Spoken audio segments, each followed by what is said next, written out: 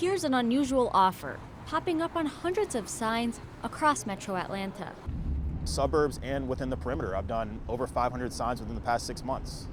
Meet the man behind the signs, Ray Donovan, who tells us there's a booming underground economy for diabetic test strips. This is my full-time job. While each disposable piece of plastic may look insignificant, diabetic test strips provide an essential role in helping the 37 million Americans with diabetes monitor their blood sugar daily. Turns out, they're also a money-making venture. It's diabetics that have an extra amount of test strips, pumps, Dexcom 6s. They have extra diabetic testing supplies. I meet up with them, I evaluate them, I check the expiration, I check the quality of them, and then I buy it off them. Usually the buyers are uninsured and unable to pay retail prices, while the sellers are insured with a surplus of product. At least that was the case for diabetic Laura Miller, who sold hundreds of dollars worth of diabetic supplies to Donovan.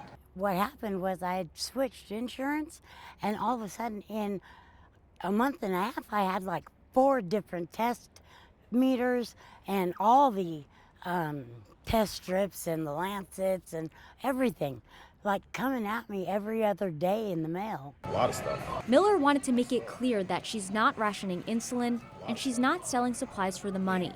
In fact, she only took $100 from Donovan, even though her supplies were worth triple that amount. I told him nothing over that, no matter what. 1, 2, 3, 4, 5.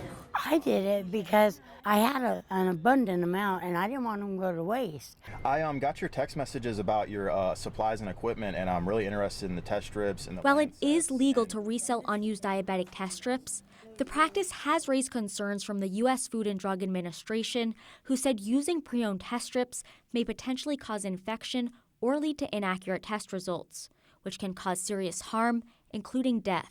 Noonan Dr. Cecil Bennett also warns against the practice. The concern is, of course, for my patient's health. If we're using strips that are inaccurate, basically we cannot manage that patient properly, and we may be undertreating them or overtreating them, which leads to further complications.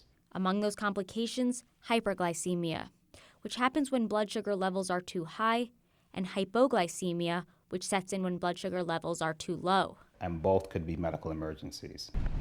Back on the street, I shared Dr. Bennett's concerns with Donovan, who says he takes precautions to ensure the products he's buying are legitimate, including only buying diabetic supplies that are sealed and within the expiration date. If someone would have approached you with this pack, what would catch your eye about this?